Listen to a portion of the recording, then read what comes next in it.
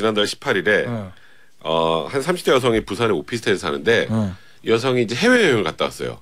근데 해외여행 가기 전에 뭐 물건 시켜놓은 거 보면 이제 해외여행 갔다 오면 집 앞에 이게 택배가 쌓여 있잖아요. 딱 가면 택배도 좀 쌓여 있고 그럴 거라고 생각하고 딱 갔는데 택배가 없네. 내가 시킨 게 있으니까 언제 오는지 알거든. 그러니까 택배 도착했다고 또 오잖아요. 핸드폰으로 택배가 없어. 그래서 이게 뭐지? 내가 호수를 잘못 찾았나? 딱 보니까 그때 이게 캐리어가 아니라 보스턴백이니까 이게 무거워가지고 겨우겨우 이제 이걸 버튼 누르고 딱 봤더니 이게 조금 그 도어락이 달라진 것 같아요, 옛날하고. 보니까 비닐루가 있어요, 이렇게 옆에 비닐이. 비닐루가 뭐예요, 비닐루가? 미안합니다.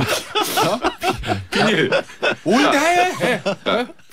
새 거를 막. 비닐루?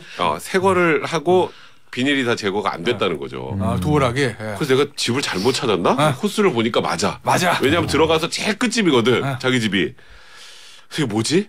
그랬다가 경찰한테 연락을 합니다. 야, 영화야. 흥미진진해, 지금. 그래서 경찰이 왔어요. 근데 경찰이 와서 뭐 벨을 누르고 뭐 해도 아무 안에 인기척이 없어요. 그러니까 또 열쇠공을 부릅니다. 경찰 불러야죠. 그래 따고 들어가야 되잖아요.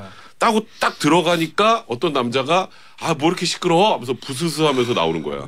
김태현의 정치쇼.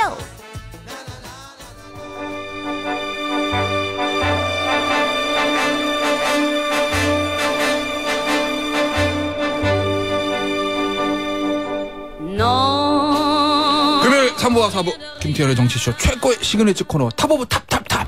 근데 오늘은 왠지 탑 오브 탑탑탑 아닌 것 같다는 좀 느낌도 들고 좀 느낌 답답해. 그럴 일이 있어. 그럴 자, 일이 있어요? 오늘도 단변에 결석했습니다. 그래서 오늘 이름이 맨날 바뀌어. 오늘은 인문지 뭐 신문지도 아니고 인문지 세 분의 변호사 모셨어요. 신문지로 가죠 그냥. 그래도 되겠다. 신문지도 되는데 왜 인문지로 했을까? 그래. 신씨구나. 신문지 세 분의 변호사 모셨어요. 예, 안녕하세요. 동글동글 신인규 변호사입니다. 그리고 안녕하세요. 몽글몽글 백성문입니다. 그리고 네, 안녕하세요. 징글징글 양재래입니다.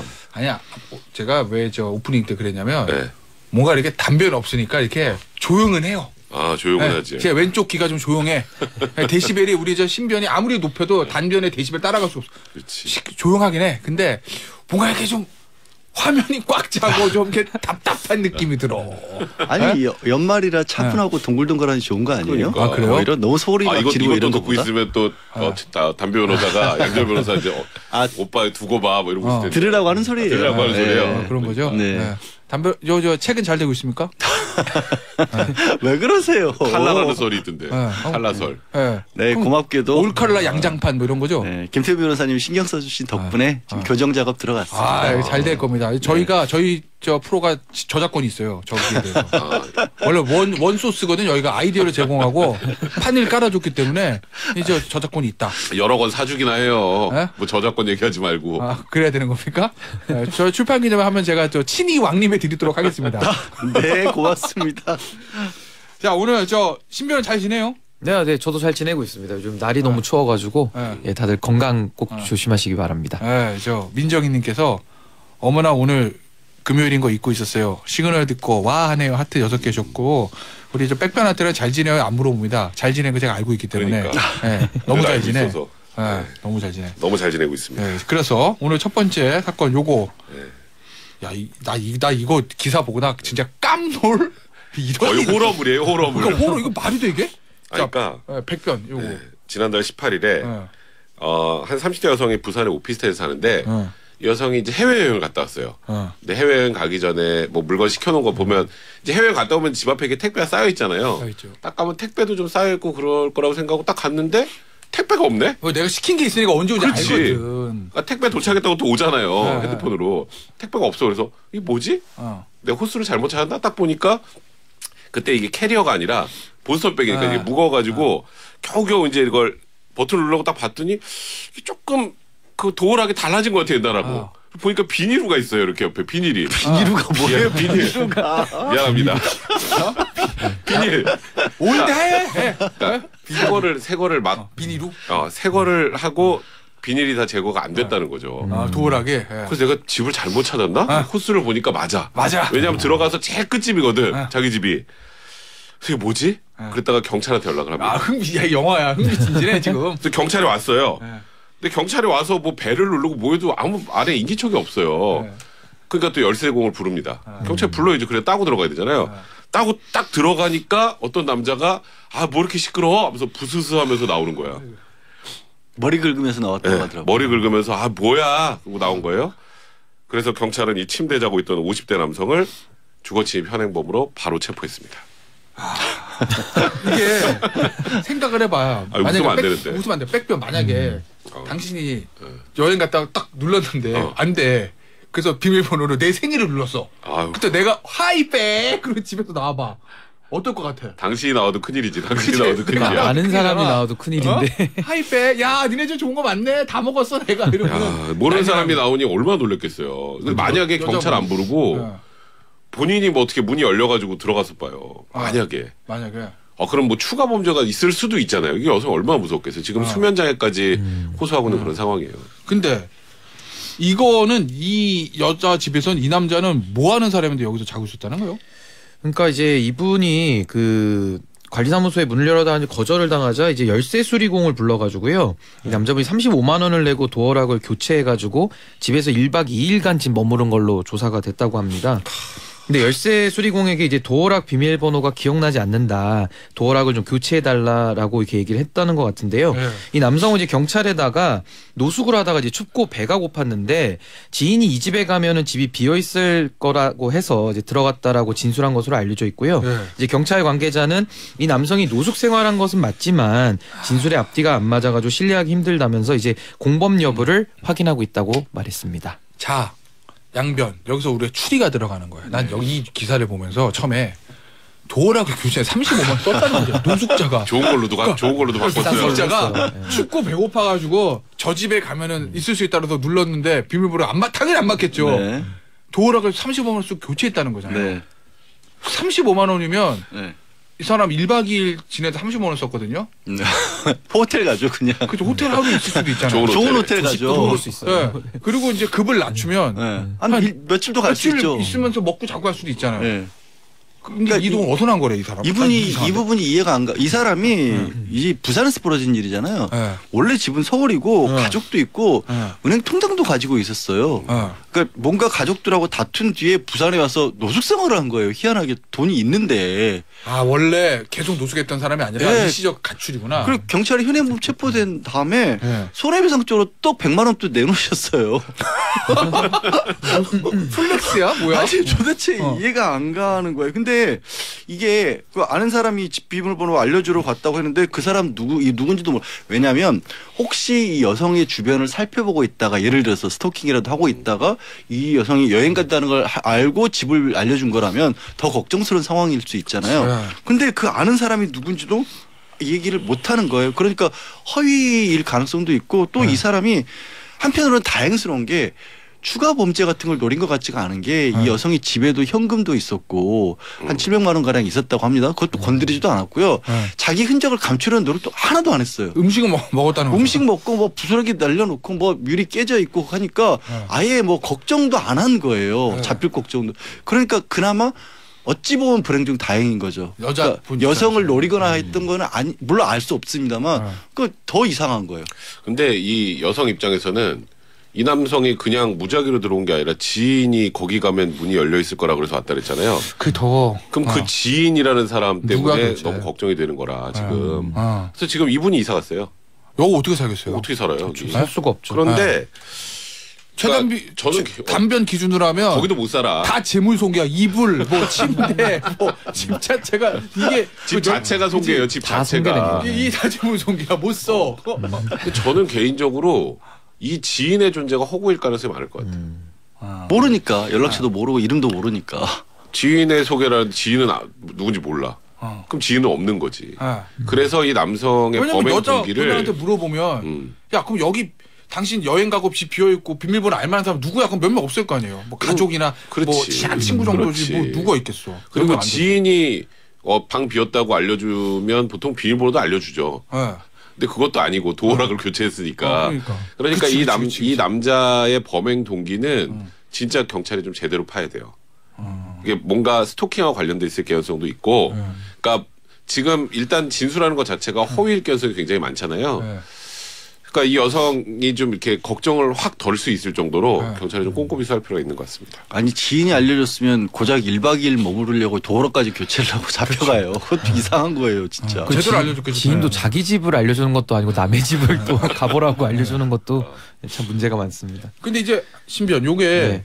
이 사람은 이제 주거 침입이고 당연히 그건 뭐 네. 그다음에 재물손괴 침대는 아니고 다 손괴한 거죠. 네, 그렇죠. 도어라. 도어라 깼으니까 그 재물손괴 그죠? 근데 나 이 열쇠 수리공은 이게 좀 그렇지 아니 왜냐면 근데 사실 이렇더라고. 왜냐면 저 백반 나저 광화문에 네. 내 벙커 있잖아요. 네, 벙커. 거기는 열쇠 수리가 고장 났었어요. 네. 내가 잘못해서 고장 났어요. 그러니까 안장 그래서 제가 진짜 열쇠 수리공 불러서 아. 새로 교체했거든요. 예? 근데 네. 제 기억에 따르면 열쇠 수리공이 내가 거기가 내가 내가 거주지 쓰는 데가 확실하려고. 맞는지 아무 확인을 안 했던 것 같아요. 아 그때도 거의 확인 안 해요. 네. 그래서 나는 당연히 돈을 집주인이 했겠거니라고 생각하죠. 그러니까 이러면은 이게 범죄에 악용될 수 있다는 거잖아요.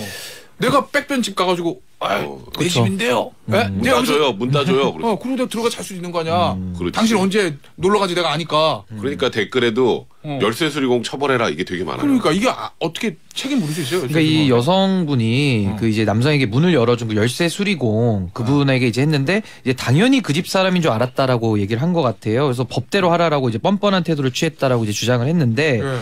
사실 이런 신원 확인 의무를 강제할 수 있는 방법이 있어야 되잖아요. 근데 문제는 지금 법적인 근거가 없어서 지금 개개인의 이제 자율에 맡길 수밖에 없는 실정이라고 합니다. 그래서 네.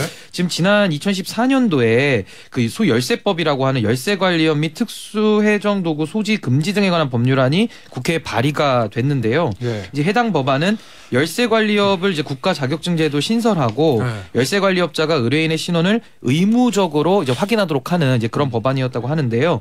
이제 국회 본회의를 통과하지 못해가지고 이제 결국 폐기가 됐습니다. 근데 이거 사실은 좀 필요한 것 같긴 해요.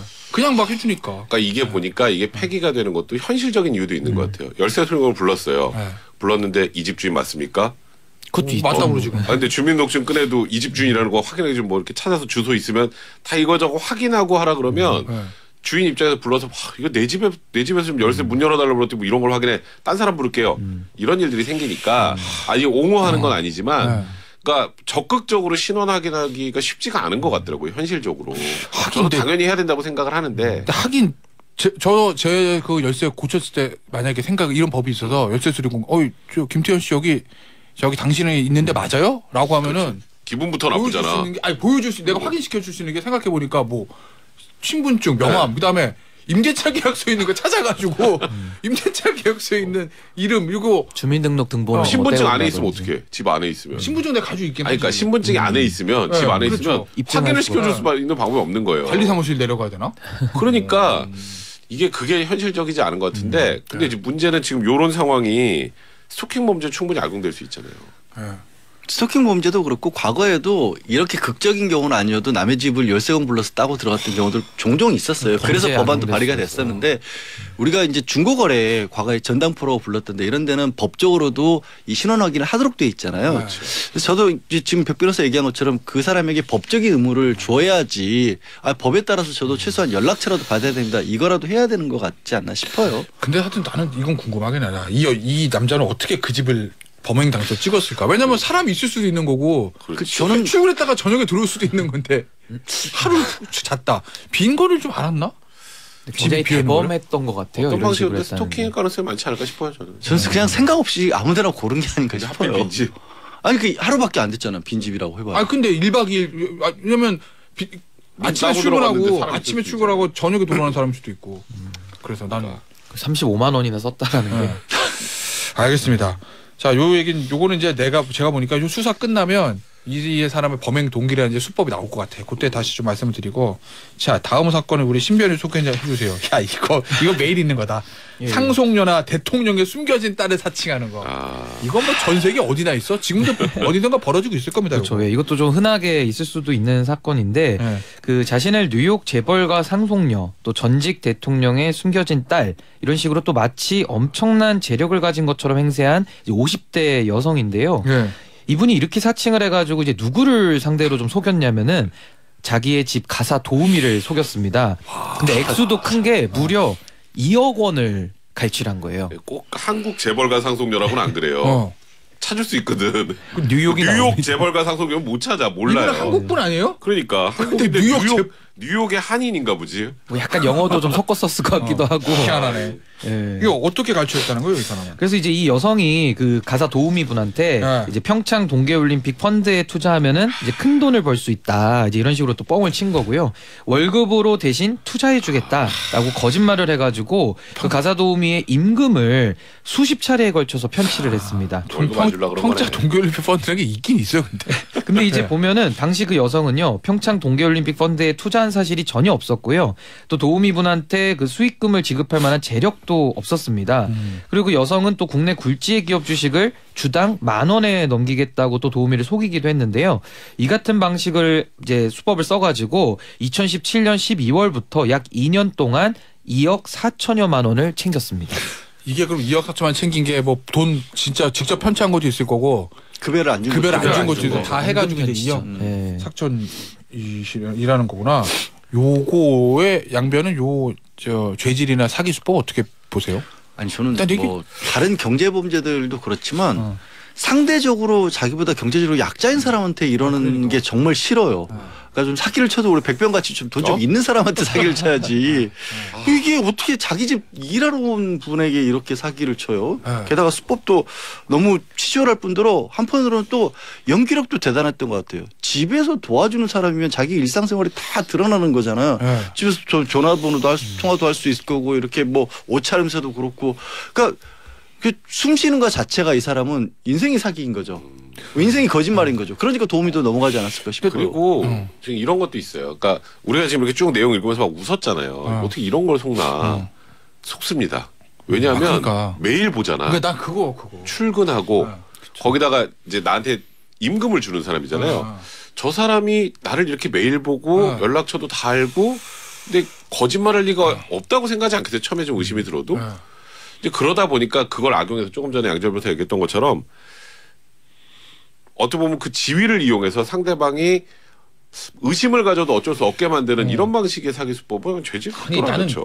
그런 생각이 들었어요. 되게 이제 우리 뭐 사기 사건 하다 보면 사기 한 사람들이 잘 입고 좋은 시계, 네. 좋은 차, 가시야. 좋은 거 먹어. 네. 그래야 투자 받기도 쉽지. 뭐 구신구신하게 다니면 그렇지. 이게 뭐야? 뭐 이러고 피해자를 돈을 안 내놓으니까 뭐 있어 보이려고 막 진짜 내 돈은 없어도 화려하게 하고 다니잖아요. 대부분 사기치는 사람들이 보면 포장을 많이 하죠. 포장 잘하자는데 이 사람들 보니까 집에 오는 가사 도우미거든요. 그러니까 그게 신기한 그러면은 거예요. 이게 포장을 한 게 왜냐면 내가 진짜 고시원에서 살아도 밖에 나가다 좋은 옷 입고 나가서 사기칠 수 있는 건데 이건 집에 오는 가사 도우미면 이게 며칠 몇 달 2년 동안 같이 생활하다 보면 대부분 나오잖아요 미천이.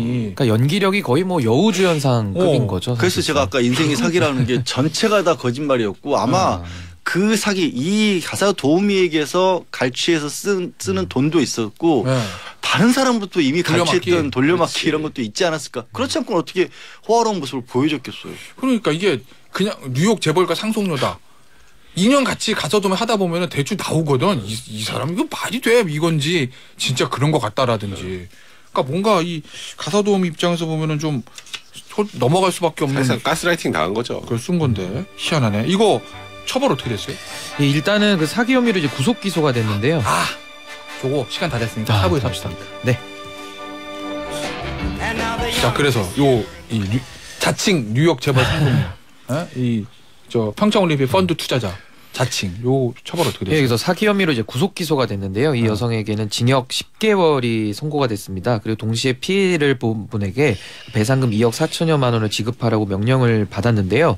이 재판부의 양형 이유를 보면은 동종 범죄로 이제 여러 차례 또 처벌받은 전력이 있고 또 경제적으로 큰 피해를 본 피해자에 대한 변제가 전혀 이루어지지 않았다. 그 죄질이 좋지 않다. 이렇게 해서 이제 10개월을 선고를 했습니다. 이 재판부의 양형은 사실 뭐 소송 기록 보지 않은 상태에서 외부에서 변호사들이 참 말하는 웃기긴 한데 근데 좀 약한 것 같아요. 그죠? 난그 죄질에 생각이 비해서. 그리고 동종범죄 그러니까 전과가 전과 있고, 있다며. 예, 변제도 하나도 안 했는데. 네. 전과 있고 구속 기소된 상태긴 한데 전과 있고 그다음에 2억 4천이고 변제를 하나도 안 했어요. 장기간이고. 장기간이고 변제 하나도 안 됐고 자기보다 약자고 네. 이런데 10월은 더 나오지 않나? 그러니까요. 네. 그럼 근데 뭐 다른 아마 양형이 있었는지는 그렇지. 모르겠지만 청취자분들은 10달 때우면 끝이네 이렇게 생각할 거 아니에요. 예. 저도 이거는 전 뭐 말한 것처럼 저희가 우리 기록을 다 보지 않은 상태에서 양형을 왈가왈부하는 게 좀 그렇지만 아니 10달 얼마 안 남았어요. 구속 기소된 사람이기 때문에 구속기소됐으니까 좀 이따가 나와. 2개월 다 하고 그러면은 판결가 벌써 나왔을 수도 있어요. 항소하면 항소심 도중에 나올 수도 있어요. 좀 이상해. 이상한 네, 좀 처벌이 매우 약했던 거는 같습니다. 네. 근데 뭐 다른 이유가 있을 수 있으니까 뭐 저희가 뭐 네. 뭐라 할 수는 없는데 하여튼 그런 것 같다. 딱 네. 들었을 때는 마지막 사건 요거 자, 나 이건 이것도 세요. SNS에 환자를 조롱한 간호사. 뭐 그럴 거면 그냥 병원에 그만두지 뭘 환자를 조롱하고 있을까 이 간호사. 요 사건은 네. 단변이 아쉽네요. 네. 단변이 했어야 되는 것 같긴 한데 진짜 뭐 뉴스 보신 분들도 있겠지만 경기도의 어느 대학병원이라고 그래요. 근데 네. 간호사가 자기 SNS에 막 뭐 환자용 모니터 이런 거 있지 않습니까? 그런 사진을 찍으면서 글이 내용이 이래요. 이 환자들 중에 이제 선망이나 이런 거 있어서 뭐 어떻게 온전하게 중환자실인 네, 거예요. 그럴 수 중환자실 있죠. 간호사인 거죠. 근데 출근하자마자 고래고래 소리 지르고 약 먹여도 효과가 없다라면서 싹 다 약 주고 재워버리고 싶다. 이렇게 쓰지라는가 하면 이거를 자기 인스타에 올린 거예요. 올린 거라는 네. 거죠. 중환자실 병실을 아예 수백 장을 찍은 겁니다. 그러면서 내용들이 뭐 이런 거예요. 2달로 인계를 받았는데 2시간 만에 하늘로 보내버렸다. 그리고 이제 처치를 해야 되는데 딸꾹질이 안 멈출 경우에는 이제 치료약 같은 걸 투입이 어렵잖아요. 그렇다고 해서 저 할아버지 숨 좀 참아보라고 하고 싶은데 근데 호흡기를 잠깐 떼버릴까? 그러다 명도 떼지는 수가 있는데 이게 제가 옮기면서도 섬뜩섬뜩 하거든요.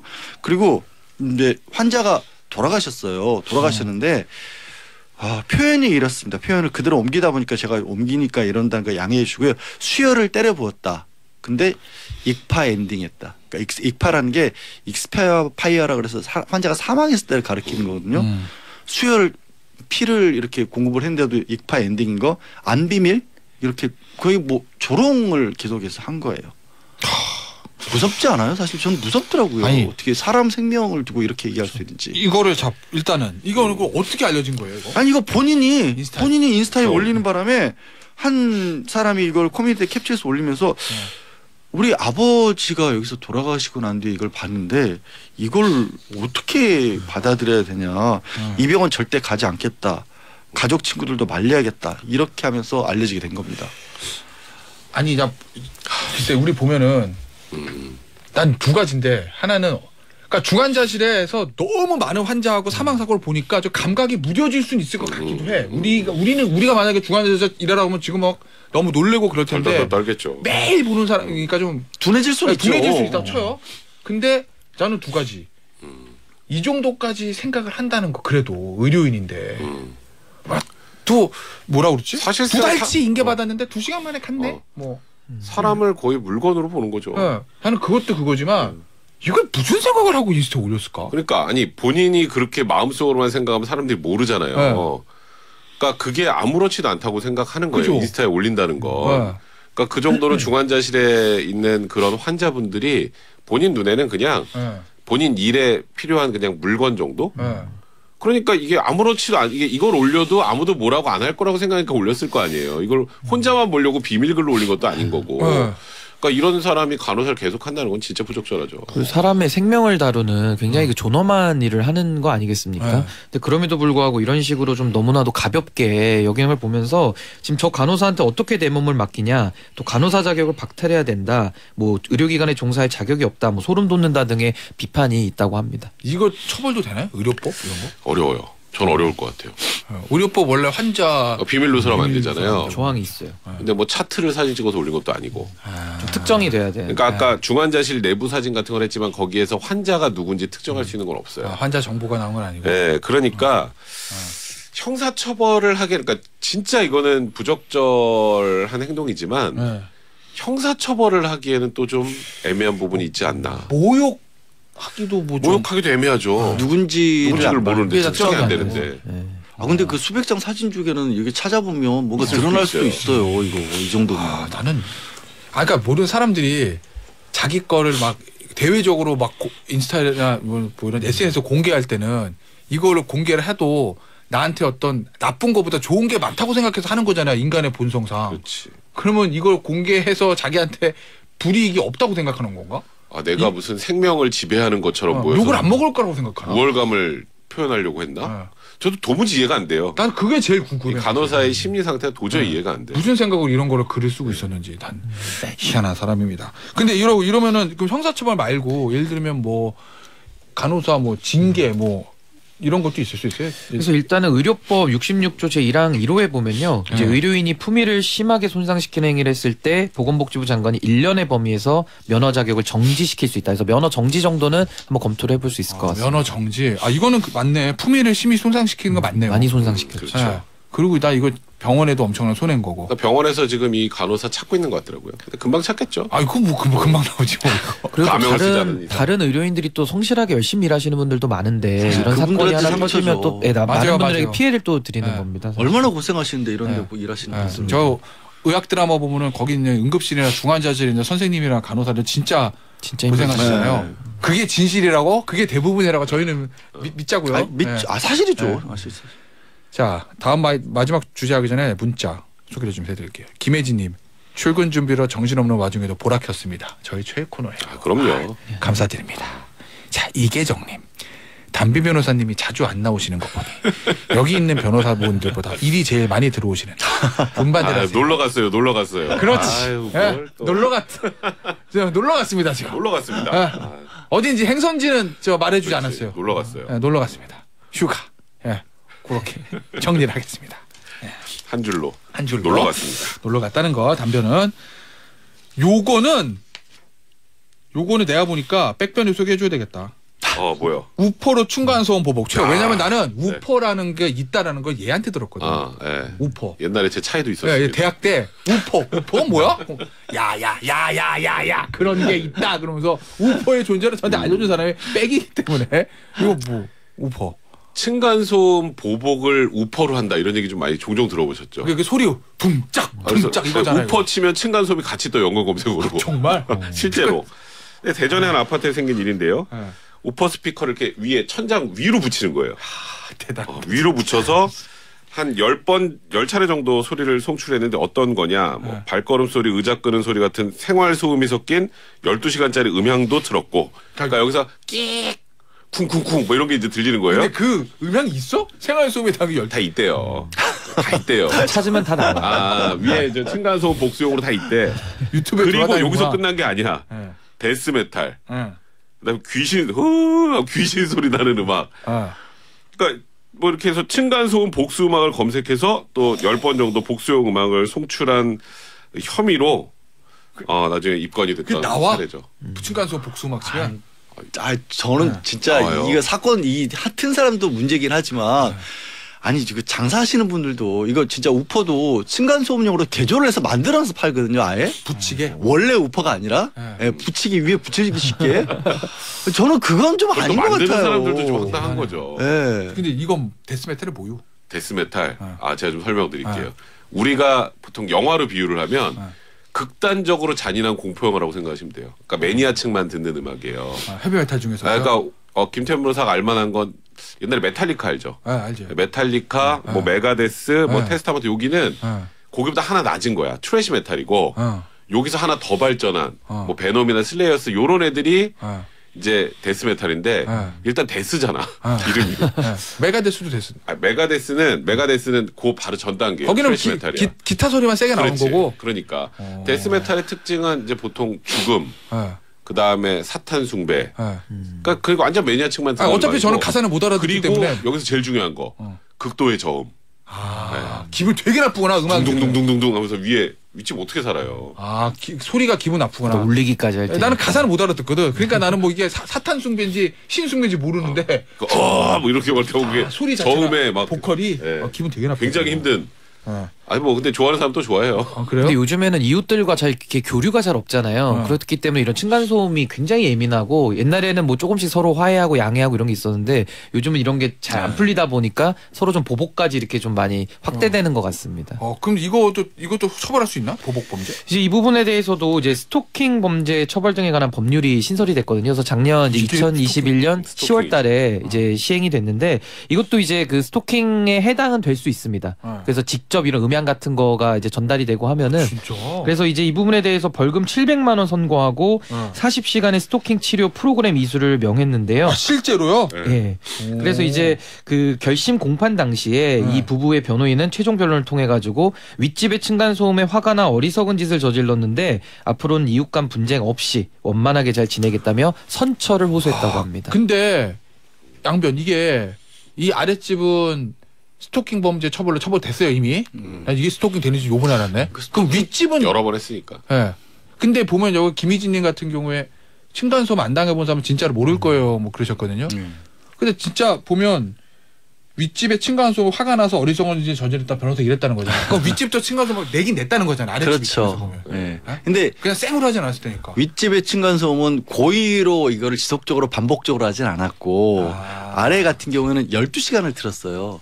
그래서 우퍼 스피커를 갖다 대놓고. 그러니까 이분이 그런 거잖아요. 우리 뭐 누가 싸움 나면 저 사람이 먼저 시비 걸어서 때렸어요라고 한 거랑 똑같은 행동을 하신 거죠. 밑에 아랫집에서. 그러니까 윗집 같은 경우는 고의로 일부러 뭐 신발을 끌거나 했지만 일부러 쿵쾅거린 것 같지는 않고 아랫집에서는 그걸 못 견디고. 근데 우리 신 변호사 얘기한 것처럼 요즘에는 정말 그런 갈등을 이제 잘 풀어나가는 집들이 잘 없는 것 같아요.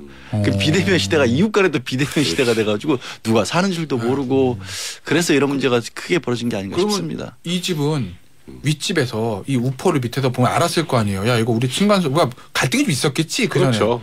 이랬다가 일부러 보복하네 그러고 경찰에 신고했다는 얘기인가. 그렇죠. 신고를 했으니까 이제 이거를 어떤 뭐 범죄로 처벌할 수 있나 고민을 하다가 조금 전에 얘기했던 것처럼 스토킹 범죄 처벌하는 특례법이 생겼으니까 이 가능하다고 판단한 거죠. 여러 차례 지속적으로 해왔으니까. 그럼 만약에 윗집에서 층간소음 그래? 이렇게 우퍼를 너는 쌍우퍼를 해봐라 그러고 아래에다 우퍼 이고 여기 위에서 일부러 발구르고 그럼 똑같이 똑같이 처벌받았겠죠. 똑같이 처벌받았겠죠. 그걸 보통 우리 쌍방 폭행을 하잖아요. 그냥 일반적으로. 쌍방 폭행 쌍방이 되는 되는 똑같은 거구나. 거죠. 박수정님.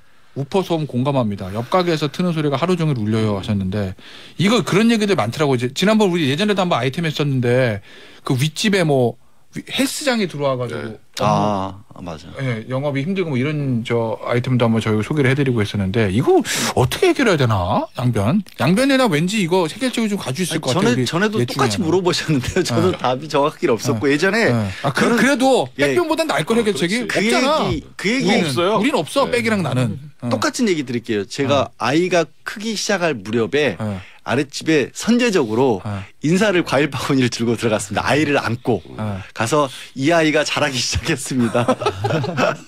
당분간 주인은 시키겠지만 조금 뛸 수 있겠습니다. 그 다음부터는 웃으시더라고요. 이정옥님께서는 층간소음 저는 윗집에 아랫집 사시는 분이다. 피해를 보신 분이에요. 롤케이크와 음료수 사들고 가서 부탁해보니 해결되었습니다. 비슷한 방법을 쓰신 거예요. 서로 안면을 트면 좀 덜 사람 기분이 달라져서. 근데 김신철님한테는 꼭 말씀드려야겠네요. 정말 힘듭니다. 저도 우퍼 구매 고민한 적이 있습니다. 절대 하시면 안 됩니다. 지금 저희가 사례 말씀드렸잖아요. 법이 제정이 됐기 때문에. 근데 이게 잘 해결 안 되신 분들이 많은 것 같아요. 이거 나라도 해결 못 하고 있는 거잖아요 지금. 이제 법 만들어서 층간소음 건축법 자체를 규제를 하겠다고 하는데 이번에 국회에서 그것도 새로 지어놓은 건물에 해당하니까. 신축 건물이에요. 그렇죠. 알겠습니다. 오늘 이 얘기는 여기서 마무리하고 이 마지막 살롱두지 그림 이거 쉽지 않네. 오늘 원래 쉽지 않은데 더 난해한데 살롱두지. Ce sont plusieurs interfaces qui rentrent en compétition pour vous capter du temps alors même que vous êtes en train de faire autre chose. Et donc ça c'est très fatigant. 농염하게 퍼지는 인문학의 향기. Salon de J, Yéol. 99, on nous disait toujours quand il a été possible de faire des alertes par téléphone portable. 원래도 모든 그림 다 모르지만 이건 더 알 수가 없어. 이거 약간 보니까 게임 광고에 나오는 무슨 아이템 같은 느낌, 아이템 그림 같은 거. 요즘에 그 게임 같은 거 좋아하시는 분들이 저런 그래픽은 어디서 나왔을까 싶으신 분들 있잖아요. 근데 실제로 예전 그림들을 보면요, 훨씬 시대를 앞서간 그림들 많죠. 제가 여기서 윌리엄 블레이크 같은 것도 소개해드리고 그랬지만 오늘 그림도 만만치 않은 그림이긴 합니다. 근데 이 오늘의 그림은 조지 프레드릭 워치가 그린 레코딩 엔젤인데 글쎄요 이거를 이제 우리나라에는 적합한 용어가 없어서 기록 천사, 기록하는 천사 이런 정도로 제가 번역을 할 수 있을 것 같아요. 사실 프레드릭 워치는 19세기 영국 화가이고 당대에도 그렇게 영국에서도 잘 알려진 화가는 아니었는데 그랬을 것 같아요 이제. 근데 되게 유명해진 게 그러니까 버락 오바마하고 넬슨 만델라 대통령이 본인들이 가장 좋아하는 그림으로 이 프레드릭 워치의 희망이라는 그림을 소개를 했어요. 처음 들어봤다. 그래서 이제 굉장히 세계적인 지금 100년이 훨씬 지나서 세계적인 화가로 떠올랐긴 하지만 그러니까 만델라 대통령이랑 오바마 대통령 때문에 예. 그렇지만 그전에는 근데 이 그림 자체 지금 오늘 소개하는 그림은 그 그림은 아니고요. 희망이란 그림도 한번 찾아보시면 되게 의미심장한 그림이거든요. 근데 오늘 제가 이 기록하는 천사를 그린 이유는 고른 이유는 뭐냐면 아까 그 SNS에 자기 일상들을 올린 간호사 있지 않습니까? 좀 변호사들 입장에서는 저런 걸 왜 일일이 다 써서 자기 범죄를 고백했을까? 나라면 저거를 감췄을 텐데 라는 생각을 하다 보니까 그러면 나의 일상은 사실은 내가 기록하지 않고 고백하지 않고 있다 뿐이지 그러면 이건 영원한 비밀이라고 볼 수 있을까? 누군가는 이 나의 일상도 들여다보지 않을까? 이제 기록하는 천사라는 존재가 기독교에도 있고 이슬람에도 있고 중동에서 시작이 된 걸로 보이는데 유럽이나 이슬람 쪽에서는 굉장히 유명한 존재예요. 뭐냐면 날마다 그 사람들의 일상을 이 날마다 적어서 하늘에 보고하는 천사가 있다라는 거예요. 그래서 되게 이제 성당 같은데 유럽 성당 같은 데 가면 이런 식으로 그려진 게 아니라 큰 책을 펼쳐놓고 적고 있는 조각상 같은 것들이 있습니다. 근데 프레드릭 워치는 그 조각상에 책을 쓴 게 아니라 지금 거대한 천사가 뭔가 원형의 굴을 들고 들여다보는 모습이잖아요.